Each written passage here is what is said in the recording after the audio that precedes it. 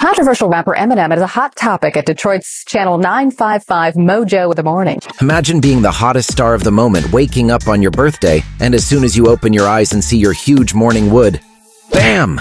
Beef in your face. That is what happened to Eminem on his 30th birthday, and I'm here to spill the beans and reminisce about this hilarious story. On the phone with us right now is Eminem. On his 30th birthday, he wakes up to a...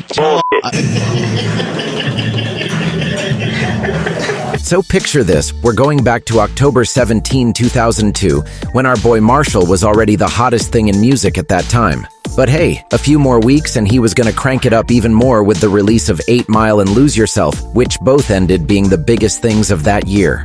On that day, Eminem woke up and caught an old friend spilling his secrets on one of the most popular radio shows at that time, Mojo in the Morning.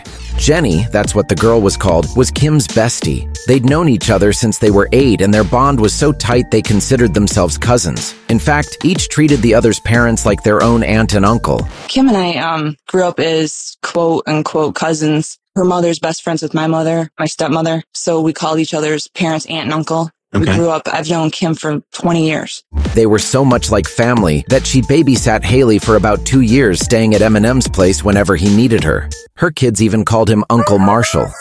We became family, and my kids call him Uncle Marshall, and he's just broken all ties without any kind of explanation, and I have crying children at home that I have to look after every day and try to wipe their tears. And Here's the deal. Back in 2002, their tight friendship hit the rocks. This homegirl, even though not blood, had that Kim vibe.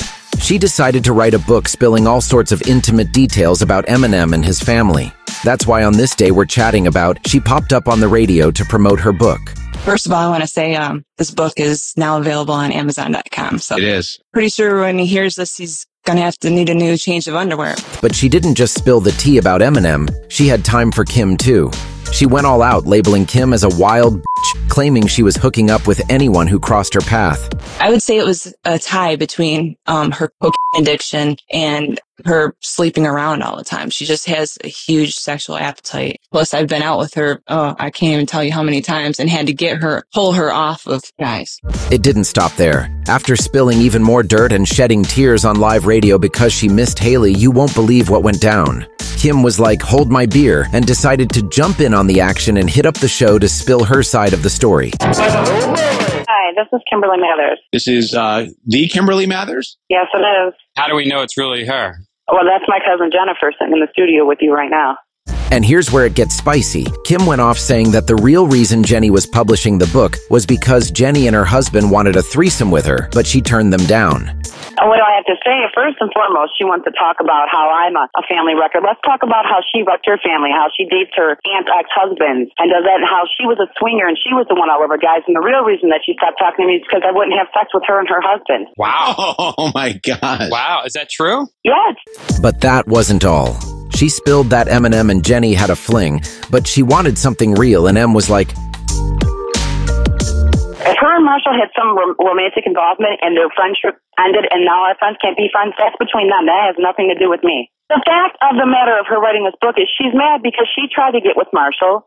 Marshall didn't want to see her in that way, and because Marshall cut off ties with her, she's pissed. She left her husband for him. Of course, Kim, before piecing out, threw another haymaker, this time right at Eminem's mom's grill. What about Kim Basinger playing Marshall's mom? Marshall's mom is the worst person. I can't believe they found such a beautiful woman to play his mother. That's all I have to say about that. After this whole radio drama, the birthday dude himself had to show up, and there he was. Happy birthday, brother.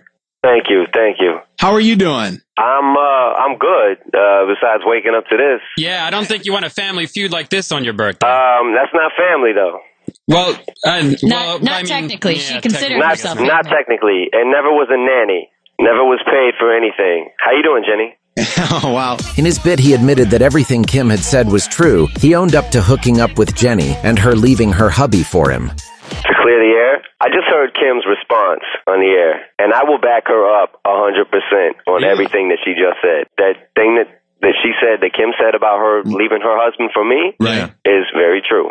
I'm backing Kim up for what she said. I'm sitting here listening to the radio like, yeah, because that's the first time that Kim's ever really said anything in my defense. Or her defense. But he straight up said what one claimed about the other was true too. So yeah, Kim was really fucking anything that walks. I hope you get the reference. Those two girls are just like each other. So everything that Jenny is saying about Kim is the exact same way. Because it's vice versa. I'm telling you, I know both of these girls. I've known them for a long time. And to top it off on the subject, he left a message about how these kinds of snakes can mentally affect stars like him. You know, I come from the east side of Detroit. I come from Warren. These are the places that I grew up at as a normal cat, as a normal person.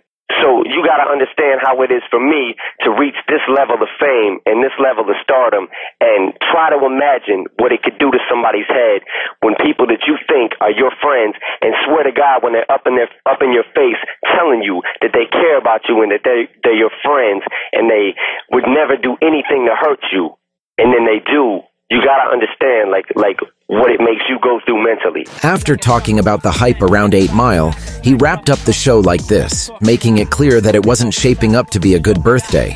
Yo, what's up? This is Eminem. You're listening to Mojo in the Morning. I wake up every day to Mojo in the Morning, and I don't ever want to wake up like this again. In the morning. To share something happy about that day, Eminem had mentioned on the radio show that he didn't plan to do anything. There was no party or anything like that, but in the end, there was. He ended up going with the Bass Brothers and some friends to Marvin's Marvelous Mechanical Museum, a museum with vintage arcade games and antique automatons. Look at that psycho face on that motherfucker. He just looks like Moby. By the way, do you want a video about Eminem's beef with Moby? 200 likes and I'm on it. From that party, we have this photo as a keepsake with Jake Bass, the son of Jeff Bass. Hold up, homies, the video doesn't stop here. The following year, Eminem thought he was gearing up for another drama just before his birthday, but it all turned into a pleasant surprise.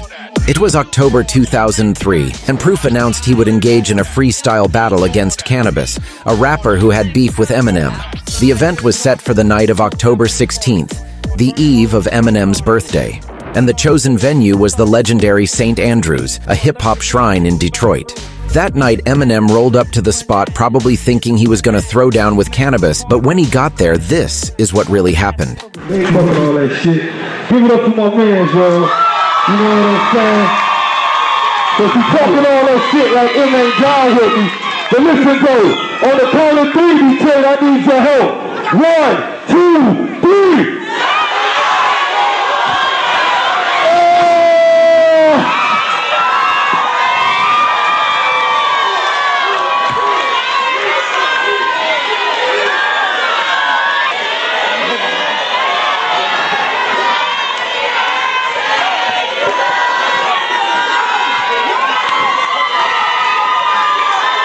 But Proof's surprise didn't end there. He managed to have Big Daddy Kane and Biz Markie, 2 of Eminem's idols, perform at the party, and even Kid Rock was there. Eminem couldn't believe it.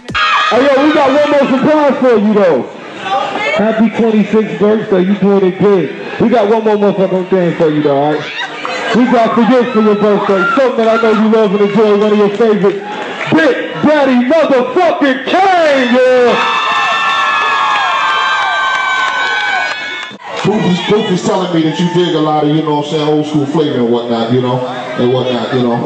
He said that's the jump off, that's true? Because what we want to do right now, we want to take you back through memory lane. You see what I'm saying? You know, this is your night, you know what I'm saying? So we want to take you back. I want to see what you remember. You gonna fuck with me? Where my man Biz Mark at?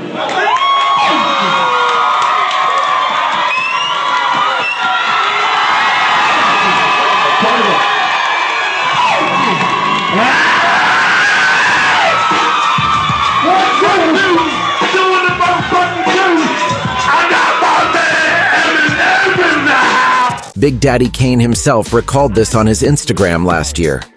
So kids, the moral of the story? Friends over pussy. Always.